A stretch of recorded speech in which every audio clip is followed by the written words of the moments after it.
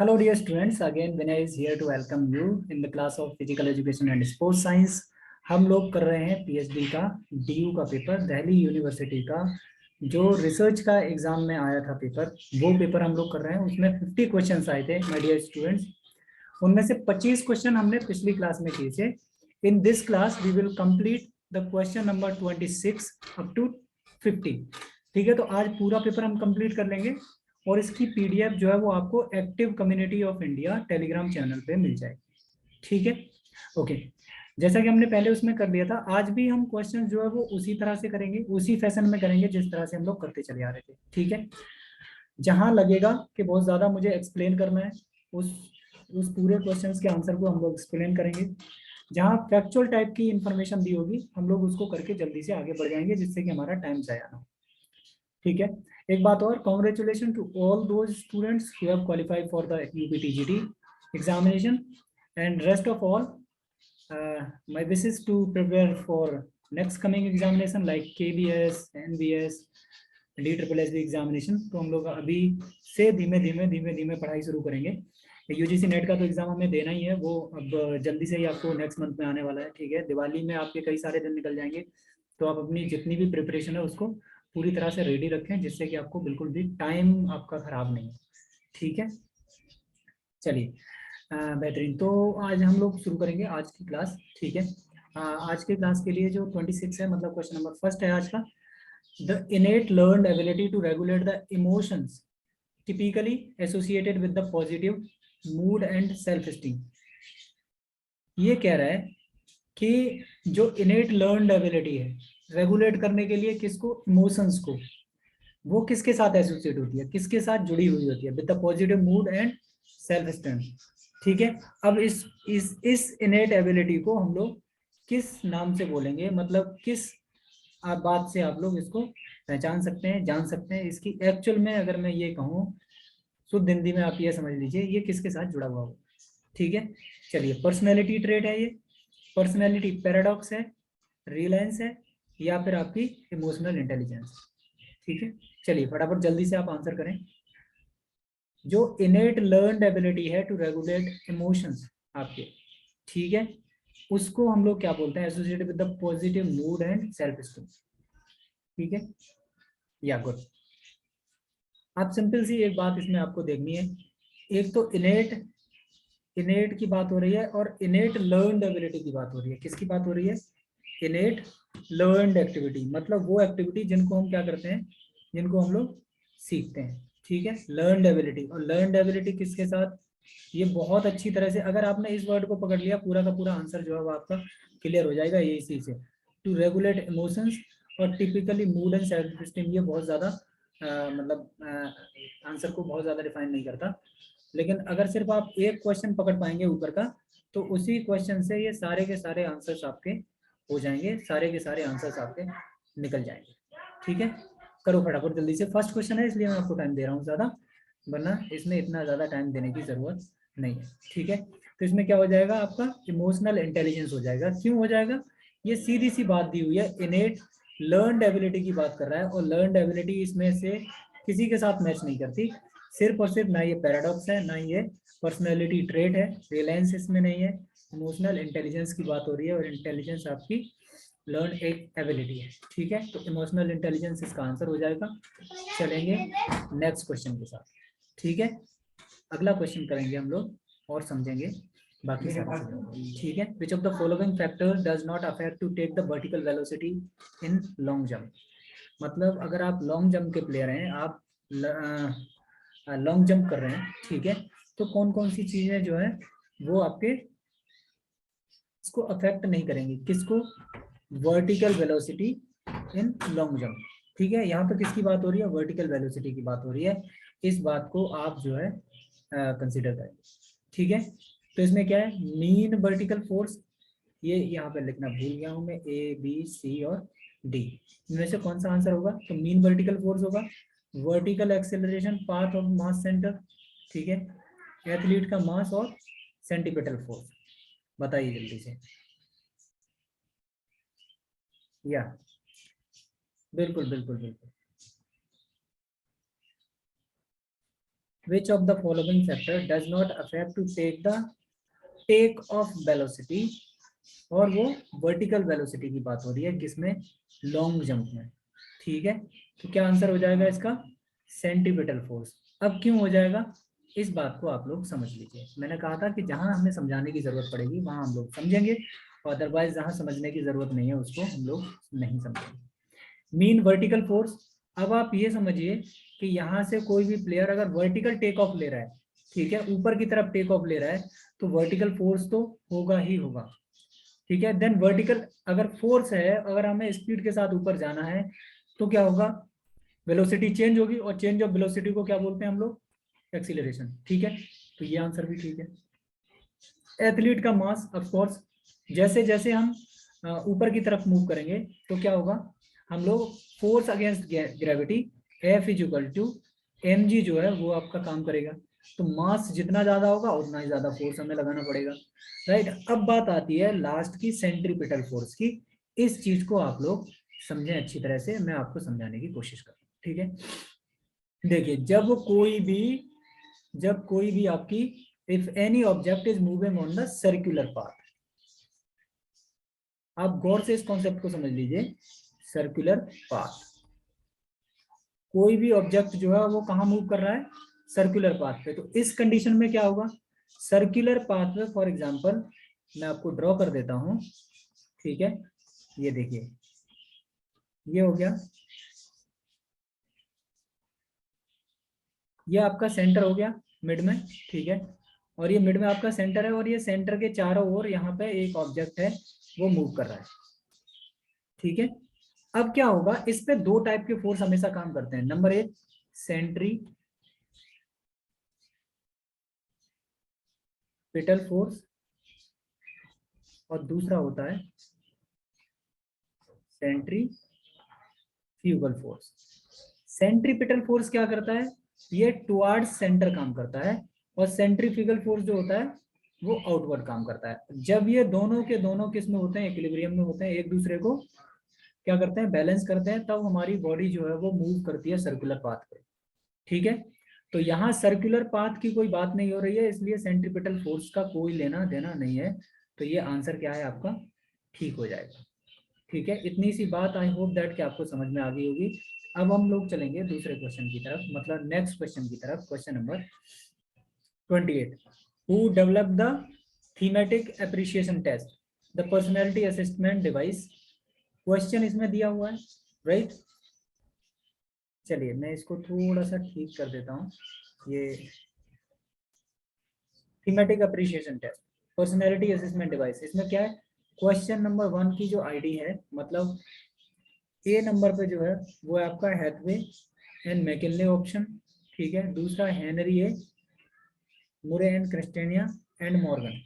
ठीक है, थर्ड आपका क्या है इसमें, रॉबर्ट कैटल और एपॉड गॉर्डन। ये क्या है आपका, ये डी आंसर हो गया। ठीक है, ये आपका क्या हो गया, ये ए हो गया दूसरा, ये हेनरी से लेके बी हो जाएगा आपका। ठीक है, या ऑलराइट। ठीक है, तो इसमें बेसिकली आंसर क्या हो जाएगा, ये फैक्चुअल क्वेश्चन है, आपको बहुत ज्यादा याद करने की इसको जरूरत नहीं है। तो इसका क्या हो जाएगा, हेनरी ए, मुरे एंड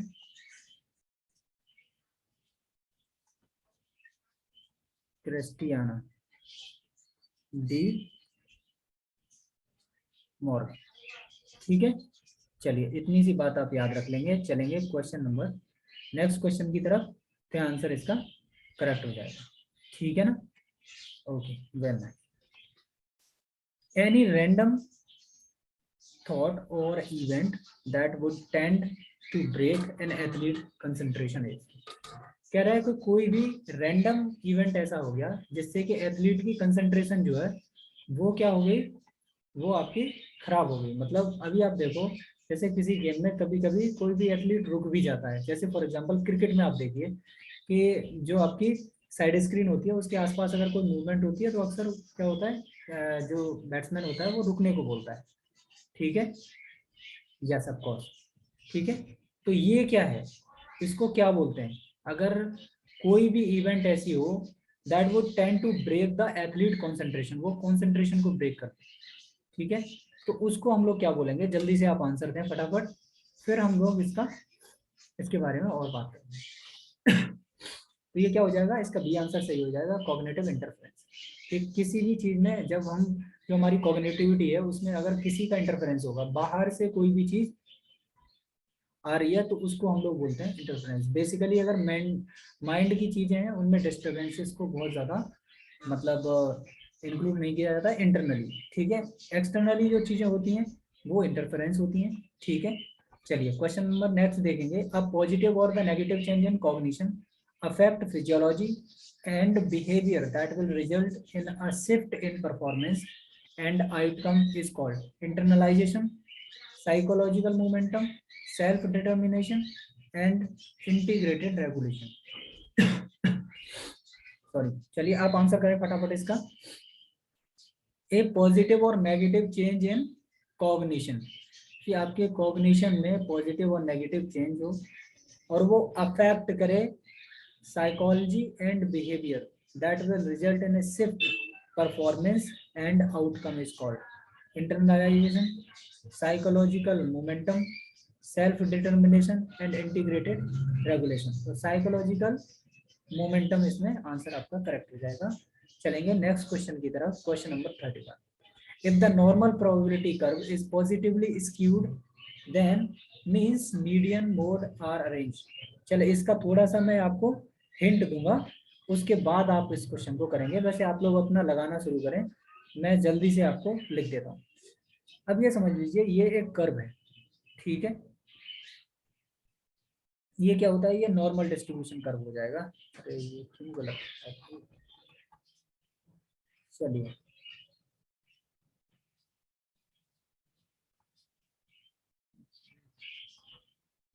चलिए आप ये देखिए कि ऐसे अगर कोई कर्व होगा ऐसे करके, ठीक है, ये आपकी एक्सिस है, इस तरह से अगर कोई कर्व आपको मिल जाता है तो ये क्या है, नॉर्मल डिस्ट्रीब्यूशन है। लेकिन अगर इसी में क्या हो कि ये कर्व जो है, ये कर्व ऐसे जाने के बाद, ठीक है, ये काफी ऐसे करके जाए, राइट की तरफ क्या कर रहा हो, टेंड कर रहा हो, काफी टेंड, ठीक है, मूव कर रहा हो राइट की तरफ काफी, तो इसको बोलते हैं पॉजिटिवली स्क्यूड, ठीक है। अब पॉजिटिवली स्क्यूड जब भी होगा तो उसमें हमेशा हमेशा ये जान लेंगे आप कि मीन, मोडियन और मोड की जो सिचुएशन है वो क्या होगी, ठीक है। चलिए आप फटाफट इसको करें, फिर हम लोग इसका आंसर लगाएं, ठीक है। इसमें मोड सबसे ज्यादा बड़ा होगा, मीडियन बड़ा होगा या फिर आपका मीन बड़ा होगा। बी आंसर में मोड और मीडियन जो है वो, मोड छोटा होगा सबसे, उससे बड़ा मीडियन और उससे बड़ा मीन, ठीक है। Then mean, mode, median, then mean, mode और मीडियन का ऑर्डर, ठीक है। अब चलिए इसको देखिए आप, अगर ऐसी सिचुएशन होती है, इसमें मोस्टली क्या रहेगा आपका,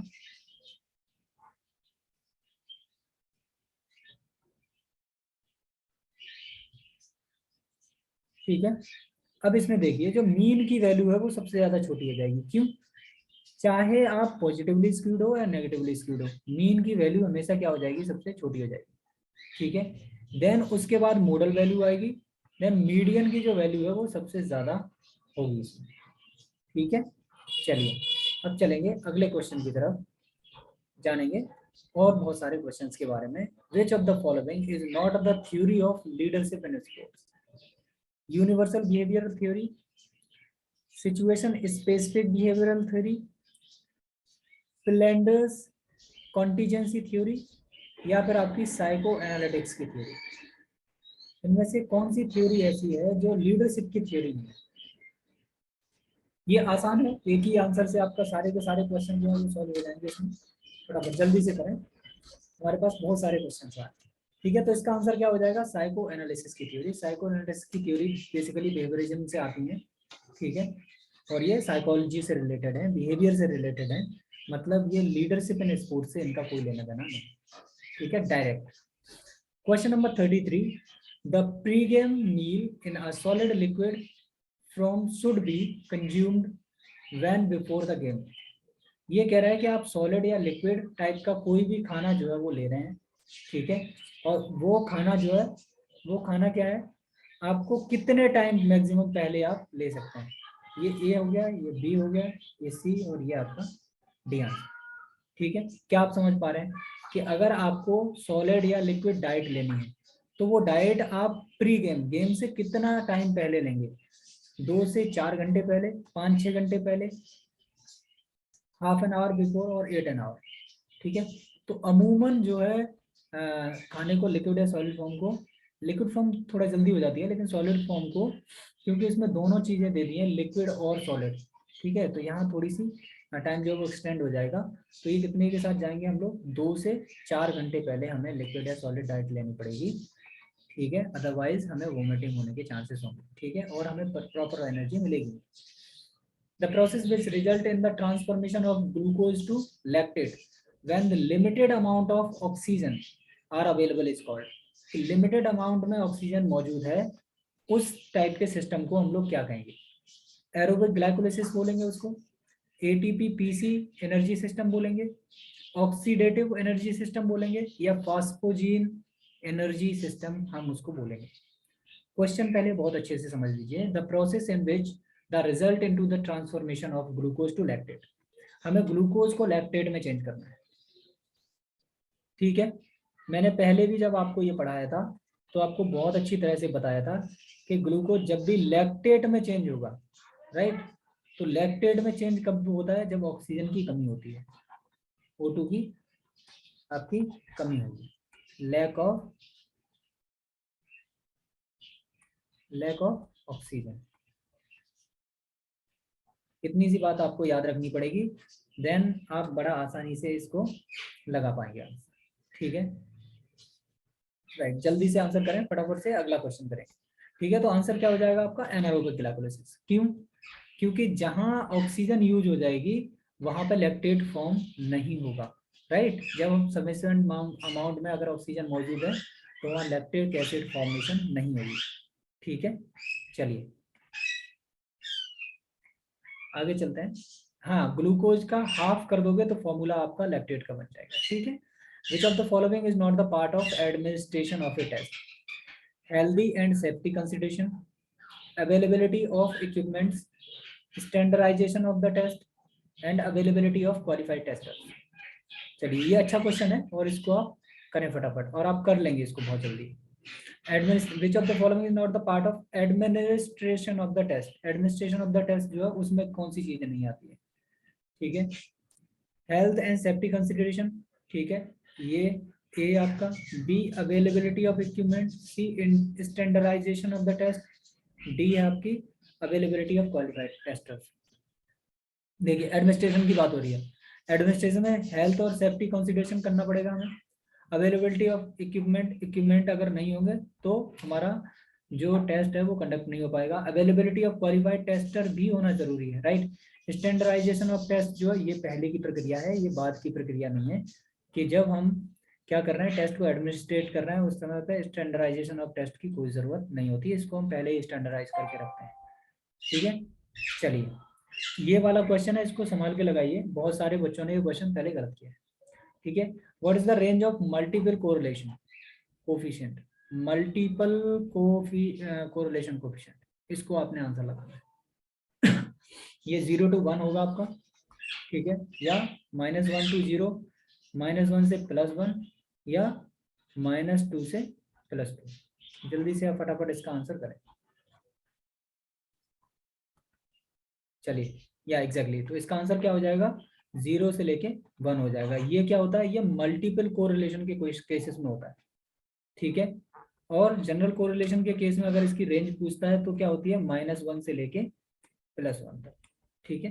तो ये बात आप याद रखेंगे और हम लोग बढ़ेंगे अगले क्वेश्चन की तरफ। Question number 36, the turning effect और the movement of a force, the product of force and perpendicular distance from the line of action of the force of axis of rotation is called. बहुत अच्छा question है ये, ठीक है, आप इसको करिए फटाफट से, जल्दी से आप आंसर लगाएं इसका फटाफट, फिर मैं आपको इसका एक्सप्लेनेशन बताने वाला हूँ, ठीक है। मैं आपको 5 सेकंड देता हूँ, अच्छा क्वेश्चन है, पढ़िए और लगाइए। ठीक है, तो क्या कह रहा है इधर, टर्निंग इफेक्ट की बात हो रही है। ठीक है, momentum of force, product of A force and the perpendicular distance from the line of action of the force existing of rotation। अब आप रोटेशन की बात हो रही है, इस की पॉइंट को पकड़िए और क्या करिए आप लोग, जल्दी से आंसर करिए। ठीक है, चलो, आई होप दैट कि आपने कर लिया होगा ए बी सी और डी। चलिए अब हम इसको करते हैं। देखिए बात किसकी हो रही है, रोटेशन की। ये एक्सिस है और यहाँ पे कोई भी ऑब्जेक्ट है जो हमारा रोटेट कर रहा है। ठीक है, अब देखिए रोटेशन में ट्रेजेक्ट्री नहीं आ सकती, कट गया। ट्रेजेक्ट्री किधर रहती है, जैसे आपने यहाँ से कोई भी किया, ये पैराबोलिक पाथ, पैराबोलिक पाथ। ठीक है, तो ये ऑप्शन यहाँ से खत्म हो गया, राइट, ट्रेजेक्ट्री नहीं होगा। दूसरा प्रोजेक्शन वेलोसिटी, इसका कोई लेना देना ही नहीं। प्रोजेक्शन हाइट नहीं, सीधा सीधा टॉर्क हो जाएगा, क्योंकि इसमें हम क्या करते हैं, फोर्स, ठीक है, और इससे कितनी डिस्टेंस पे लग रहा है। ठीक है, यहाँ की डिस्टेंस के साथ हम tau is equal to F into D, कहाँ गया ये फॉर्मूला, क्या होता है टॉर्क का, ये टाउ इज इक्वल टू क्या होता है, एफ इंटू डी। आप लोग इसके फॉर्मूले को भी याद रख लेंगे, ताकि अगर इन फ्यूचर कभी क्वेश्चन इससे आता है तो आपको कोई भी प्रॉब्लम नहीं हो उस क्वेश्चन को करने में। ठीक है, तो ए इसका आंसर करेक्ट हो जाएगा। क्वेश्चन नंबर 38 करेंगे। Who is the author of revise competitive state anxiety inventory to CSAI 2R। ठीक है, ये तो फैक्चुअल क्वेश्चन है, सीधा सीधा हम इसका आंसर देखेंगे, राइट। तो इसमें क्या हो जाएगा, कॉक्स, मॉर्टेंस एंड रसल ने ये 2003 में दिया था। किसकी बात है ये है स्टेट एंजाइटी इन्वेंट्री के बारे में। ठीक है, क्वेश्चन नंबर 39 देखेंगे। विच of the following statement indicate catastrophic theory of arousal. इस क्वेश्चन को करिए, ये बहुत अच्छा क्वेश्चन है। चलिए, ये किसकी बात कर रहा है, statement indicate catastrophe theory of arousal. There is a linear relation between the arousal and learning और performance. There is a curvilinear relation between the arousal and performance. If cognitive anxiety is high, the increase in arousal pass a point optimal arousal and a rapid declination of the performance occur. There is a no relation between the arousal and learning of performance। ठीक है, जल्दी से मैं आपको 10 second दे रहा हूँ इस question के लिए, और इस क्वेश्चन का आंसर आप फटाफट। ठीक है, या माय डियर स्टूडेंट्स, चलिए चलिए चलिए, ऋषभ बहुत अच्छे। ठीक है, चलिए अब इसको करना शुरू करते हैं। देखिए, अराउजल लेवल हमेशा लर्निंग के साथ रिलेशन में होता है। ठीक है, अगर ये कंट्रोल्ड है वेल एंड गुड, अनकंट्रोल्ड होगा या एक पर्टिकुलर लेवल से ऊपर जाएगा तो ये हमारे परफॉर्मेंस को डिक्लाइन करता है। तो ये लीनियर रिलेशन, इसमें पहले there is a linear relation. Linear relation का क्या मतलब होता है, इसको समझे आप। जैसे ये है, ये अराउजल हो गया और ये आपकी क्या है, परफॉर्मेंस। अराउजल बढ़े, परफॉर्मेंस बढ़े, इस तरह से इसको बोलते हैं लीनियर रिलेशन। ठीक है, दूसरा curvy linear relation. Curvy linear क्या होगा कि या तो ये इस तरह से जाएगा, ठीक है, या फिर ये यहाँ से इस तरह से आएगा। ठीक है, ये कर्वी लीनियर हो गया। देन उसके बाद में there is a no relation, इनके बीच में कोई भी रिलेशन नहीं है।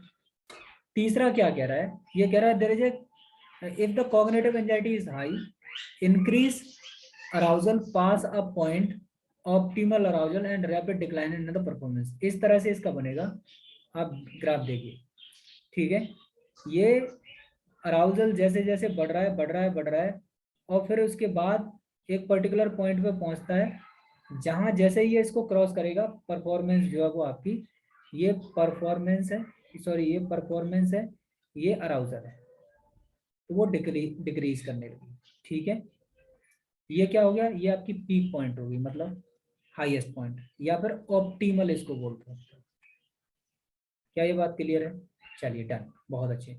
तो आंसर क्या हो गया, सी आंसर करेक्ट हो गया। अब चलेंगे नेक्स्ट क्वेश्चन की तरफ। आई होप दैट कि आपको ये क्वेश्चन बड़ा अच्छे से समझ में आया। ठीक है। Next, the imagine for a moment that you have a volleyball in your hand and you are preparing to serve. The above statement describe which type of image? Space imaginary, time imaginary, external imaginary और internal imaginary.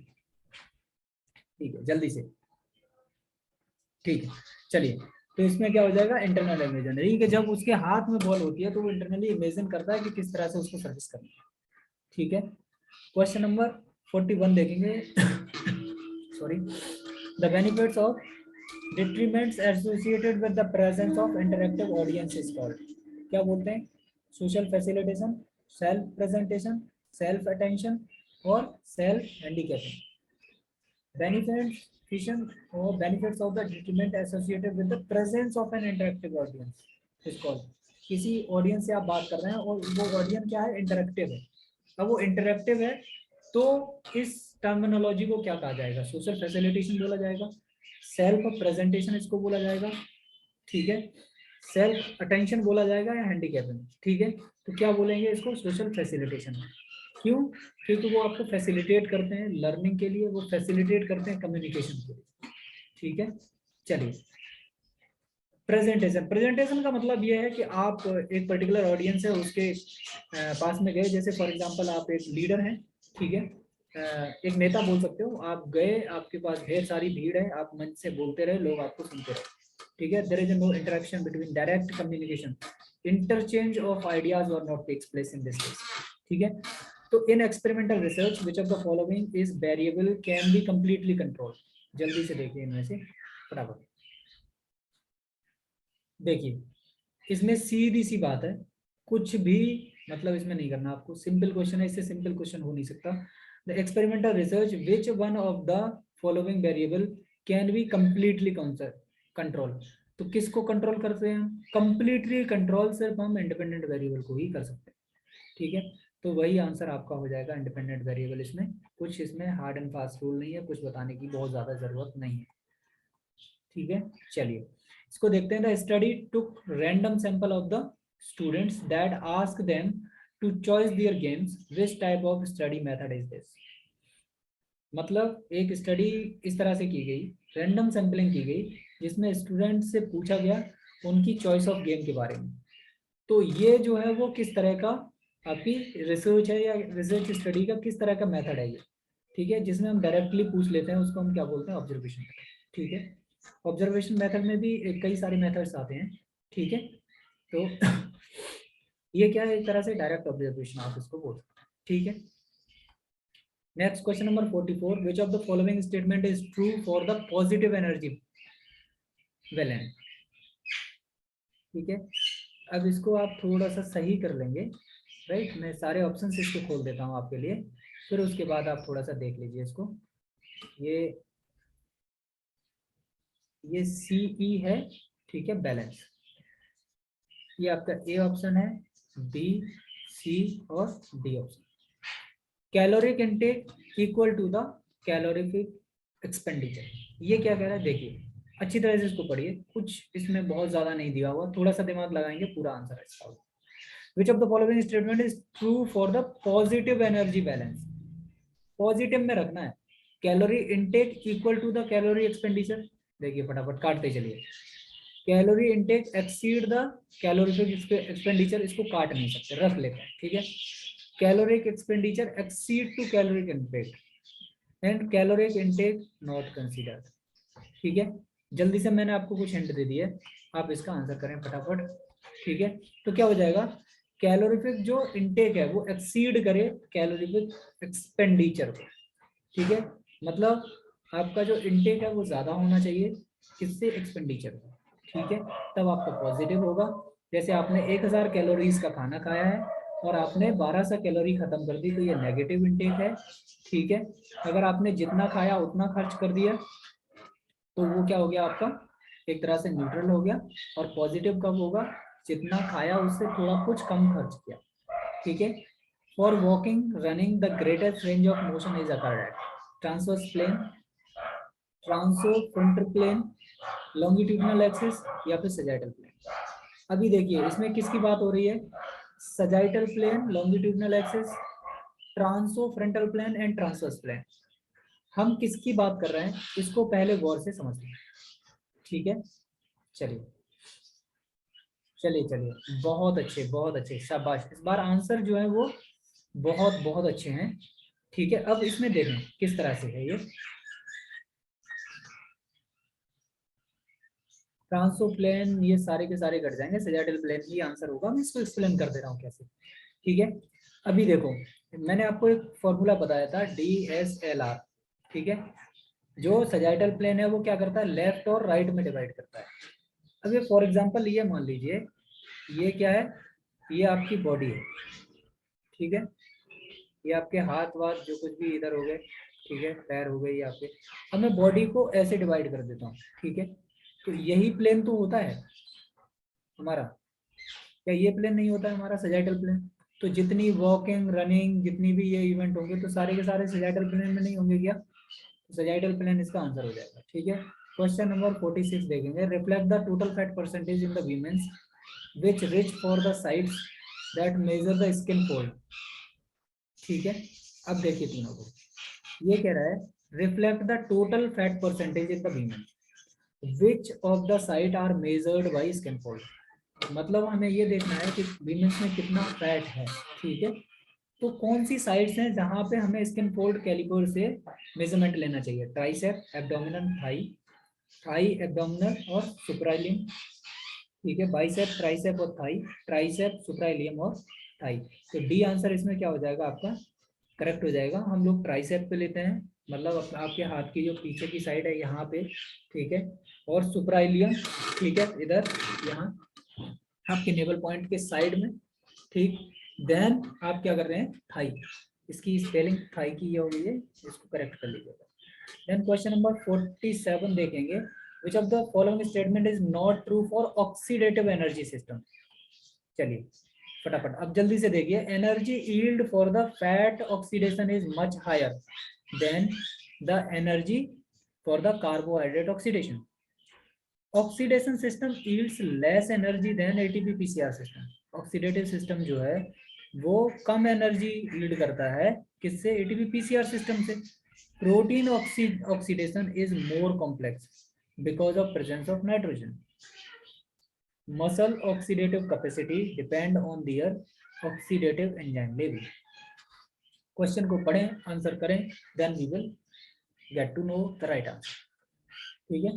चलिए जल्दी जल्दी से, ये इसमें सीधा सीधा ये पूछ रहा है कि फॉलोइंग जो स्टेटमेंट दिए हैं उन स्टेटमेंट में से कौन सा स्टेटमेंट जो है वो ट्रू नहीं है, किसके लिए? ऑक्सीडेटिव एनर्जी सिस्टम के लिए, उस एनर्जी सिस्टम के लिए जिसमें ऑक्सीजन यूज होती है, ठीक है। तो आंसर क्या हो जाएगा हमारा, oxidative system yields less energy than ATP PCR system, ठीक है। क्योंकि एटीपी पीसीआर सिस्टम से भी कम एनर्जी होती है ऑक्सीडेटिव सिस्टम में, क्योंकि इसमें ऑक्सीजन की यूज होती है और आसानी से जो है वो फ्रैक्शनलाइजेशन हो जाता है, ठीक है। चलिए नेक्स्ट क्वेश्चन करेंगे, क्वेश्चन नंबर 48, और ये सेकंड लास्ट क्वेश्चन है आज का। हम लोग 50 क्वेश्चन थे इसमें, और इस क्वेश्चन को खत्म करते ही जैसे हमारे 50 क्वेश्चन खत्म हो जाएंगे, हम लोग क्या करेंगे, इसकी पीडीएफ भी आपको एक्टिव कम्युनिटी ऑफ इंडिया में मैं आपकी अपलोड कर दूँगा, ठीक है। Psychological skill inventory of sports PSIS5 was developed by, किसने इसको डेवलप किया था? तो ये किसने किया था? मॉनली, ग्रेवर एंड पार्किंसन। इसका सीधा सीधा नाम आप याद रखेंगे, इसमें कोई भी ऐसी चीज नहीं है जो मुझे एक्सप्लेन करनी हो। Which of the following neutral supplement is considered to increase the aerobic power and strength? इसको समझे ठीक से, ठीक है। किसकी बात हो रही है? एरोबिक पावर की बात हो रही है। अभी देखिए वे प्रोटीन इसमें आंसर नहीं है, ठीक है। जल्दी जल्दी से हम लोग करते चलते हैं, आप लोग अपना अपना आंसर जो है वो जल्दी से कर लिया करो, राइट। चलिए गुड, मैं चाहता हूँ कि आपका टाइम ज़्यादा खराब ना हो। तो वे प्रोटीन जो है वो क्या करती है? वे प्रोटीन आपकी प्रोटीन बेसिकली अगर आप देखेंगे तो एरोबिक पावर से इसका बहुत ज़्यादा लेना नहीं है, एरोबिक पावर और स्ट्रेंथ से। ये कह रहा है which of the following nutritional supplement is considered to increase the anaerobic power. क्या बात समझ पा रहे हैं आप? यहाँ एनारोबिक पावर की बात हो रही है, एरोबिक पावर की बात नहीं हो रही। ठीक है, तो बे प्रोटीन कट जाएगा, तो ब्रांचीन एमिनो एसिड से का इससे कोई लेना देना नहीं आता। कैफीन का लिए इसमें तो O2 यूज होती है, एनारोबिक नहीं हो सकती है।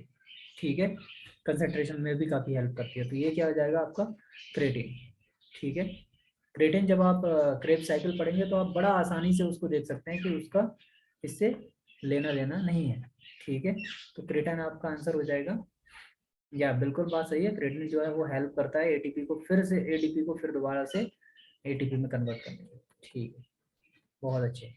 अब ये क्वेश्चन है मेरे अंदाज से सबसे ज्यादा इजी क्वेश्चन के साथ हम लोग खत्म करेंगे आज की क्लास। ठीक है, which of the following psychological system is least activity involve during sport activities. जो स्पोर्ट की एक्टिविटीज हैं उनमें इनमें से जो नीचे दिए गए हैं सिस्टम्स, ठीक है, A muscular system, B respiratory system, C आपका कार्डियो वेसिकुलर सिस्टम और डी है आपका डाइजेस्टिव सिस्टम। ठीक है, तो इनमें से कौन सा सिस्टम जो है वो लीस्ट यूज होता है? क्या करना है? लीस्ट यूज निकालना है, सबसे कम। ठीक है, देखिए जब हम मूवमेंट कर रहे हैं, राइट, स्पोर्ट की एक्टिविटी कर रहे हैं, तो सबसे ज्यादा यूज जो है वो मस्कुलर सिस्टम का होगा उसका। ठीक है, देन रेस्पिरेटरी सिस्टम और कार्डियोवैस्कुलर सिस्टम जो है ये भी मल्टीपल में यूज होते हैं एक साथ। और डाइजेस्टिव सिस्टम जो है ये सबसे कम यूज होगा, तो आंसर हो जाएगा इसका डी। ठीक है, अब हम लोग आज की क्लास जो है वो धीमे धीमे खत्म कर देंगे। ठीक है, अगर आपको क्वेश्चन से रिलेटेड कोई प्रॉब्लम है, ठीक है, तो जल्दी ही आप अपने क्वेश्चन को पोस्ट कर देंगे इस पे। हम लोग नेक्स्ट क्लास जिसमें हम लोग लेंगे उस नेक्स्ट क्लास में मैं उसको कंसीडर कर लूँगा, क्योंकि जल्दी हम फिजियोलॉजी की 1 या 2 क्लास के बाद बायो एनर्जेटिक्स की क्लास हम जो वो स्टार्ट करें। ठीक है, तो ये जितने भी मोड ऑफ कम्युनिकेशन दिए हुए हैं वहाँ पे आप अपनी अगर कोई भी प्रॉब्लम है तो उसको क्या कर सकते हैं आप लोग, उस प्रॉब्लम को वहाँ पे पोस्ट कर सकते हैं। ठीक है, तो आज की क्लास में इतना ही, मिलते हैं अगली क्लास में, तब तक के लिए नमस्कार।